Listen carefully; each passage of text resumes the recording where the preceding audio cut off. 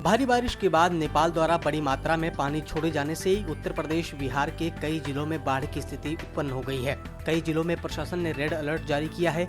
UP के महाराजगंज में पिछले 3 दिन से मानसूनी बारिश ने जिले में बाढ़ का कहर दिखाना शुरू कर दिया है। इसी बीच नेपाल ने बुधवार को बड़ी गंडक नदी में 4,12,000 क्यूसेक पानी डिस्चार्ज कर दिया। इसकी वजह से वाल्मीकि नगर में सिंचाई के लिए गंडक नदी पर बनाए गए बैराज के सभी 36 फाटक खोलने पड़े। गंडक नदी तेजी के साथ खतरे के निशान की तरफ बढ़ रही है। इसे देख सिंचाई विभाग के बाढ़ खंड को हाई अलर्ट पर कर दिया गया है। मुख्यमंत्री नीतीश कुमार ने भी इसको लेकर बैठक की है। दिल्ली में गुरुवार को सेंट्रल दिल्ली के हनुमान रोड, तालकटोरा रोड व आसपास के इलाकों में भारी बारिश हुई। भारी बारिश के बाद राजधानी के लोगों को उमस व गर्मी से राहत मिली है। इससे पहले मौसम विभाग की तरफ से आज के लिए गरज के साथ बारिश का अनुमान जताया गया था। इससे पहले बुधवार को भी दिल्ली के कई हिस्सों में हल्की बारिश हुई थी। इस पूरे हफ्ते तापमान 38 से 39 डिग्री के आसपास बना रहेगा। दिल्ली वासियों को मानसून की बारिश के लिए अभी और इंतजार करना पड़ेगा। ये जानकारी भारत मौसम विज्ञान विभाग ने दी है। मौसम विभाग का कहना है कि पछुआ हवाओं के कारण उत्तर पश्चिम भारत में मानसून के पहुंचने की गति प्रभावित हुई है।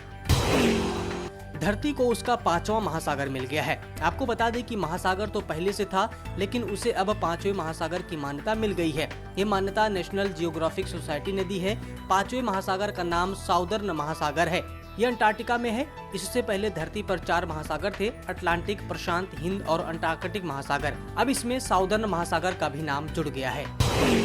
केंद्रीय मंत्रिमंडल ने गहरे समुद्र मिशन को मंजूरी प्रदान कर दी है। इस मंजूरी के बाद समुद्री संसाधनों की खोज और समुद्री प्रौद्योगिकी के विकास में मदद मिलेगी। केंद्रीय मंत्री प्रकाश जावड़ेकर ने ये जानकारी दी है। मंत्री प्रकाश जावड़ेकर ने कहा कि गहरे समुद्र के तले एक अलग ही दुनिया है। पृथ्वी का 70% हिस्सा समुद्र है।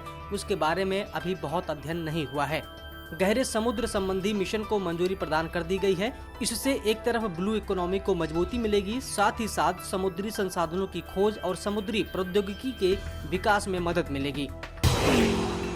मध्य प्रदेश के मुख्यमंत्री शिवराज सिंह चौहान किसी भी दिन पौधारोपण की परंपरा नहीं भूलते हैं। उन्होंने आज भी मध्य प्रदेश की राजधानी भोपाल के स्मार्ट पार्क में पौधारोपण किया। आज उन्होंने आकाश नीम का पौधा लगाया है। शिवराज सिंह चौहान ने ट्वीट करते हुए लिखा है कि आज मैंने भोपाल स्थित स्मार्ट पार्क में आकाश नीम का पौधा रोपा है। आकाश नीम का आयुर्वेदिक और चिकित्सीय महत्व है। यह कई प्रकार के बैक्टीरिया से बचाव करने में सक्षम है। इस पेड़ से गिरने वाले पत्ते अपने औषधीय गुणों के चलते मच्छर से लार्वा को पनपने नहीं देते। एक रिपोर्ट के मुताबिक घनी आबादी के अलावा उमस और वायु प्रदूषण ने भी दिल्ली में कोरोना महामारी को बढ़ावा दिया है। यही वजह है कि पिछले साल राजधानी दिल्ली ने संक्रमण की 3 बार लहर का सामना किया। इस तथ्य को साबित करने के लिए पहली बार 2 अलग अलग चिकित्सीय अध्ययन किए गए। इनमें से एक Malviya national institute of technology Jaipur के शोधार्थियों का है, जबकि दूसरा अध्ययन हिमाचल प्रदेश के हमीरपुर स्थित नेशनल इंस्टीट्यूट ऑफ टेक्नोलॉजी का है।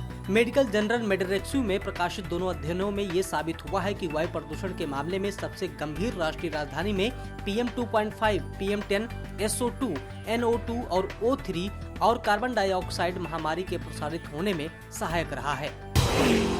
बहुत जल्द ही बाजार में पर्यावरण अनुकूल एक सैनिटाइजर उपलब्ध होगा, जो हाथों को बेहद मुलायम बना कर रखेगा और लंबे समय तक चलेगा। दरअसल पुणे में स्थित एक स्टार्टअप इस प्रकार के नए सैनिटाइजर को बाजार में लाने की पूरी तैयारी कर रहा है। रिपोर्ट के मुताबिक ये पर्यावरण के अनुकूल हैंड सैनिटाइजर होगा, जो हाथों की कोमलता को बरकरार रखेगा और जल्द ही उन्हें सुखाने का कार्य करेगा। अल्कोहल मुक्त इस सैनिटाइजर को सिल्वर नैनो पार्टिकल्स एक स्टार्टअप द्वारा विकसित किया गया है। स्वास्थ्य मंत्रालय के ताजा आंकड़ों के अनुसार पिछले 24 घंटे में 67,208 नए कोरोना के मामले सामने आए और इस दौरान 2330 संक्रमितों की जान चली गई। बीते दिन 1,03,570 लोग कोरोना से ठीक भी हुए, यानी कि कल 38,692 एक्टिव केस कम हो गए। इससे पहले मंगलवार को 62,224 नए केस दर्ज किए गए थे।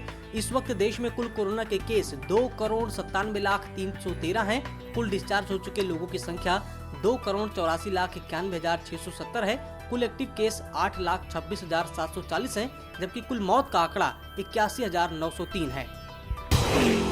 एक नए अध्ययन में दावा किया गया है कि दिल्ली में अक्टूबर 2020 से जनवरी 2021 के बीच दर्ज किए गए वायु प्रदूषण में राष्ट्रीय राजधानी क्षेत्र में स्थित कोयला आधारित 11 तापीय बिजली घरों की हिस्सेदारी 7% थी, जबकि इसमें वाहनों से निकलने वाले प्रदूषकों की हिस्सेदारी 14% रही।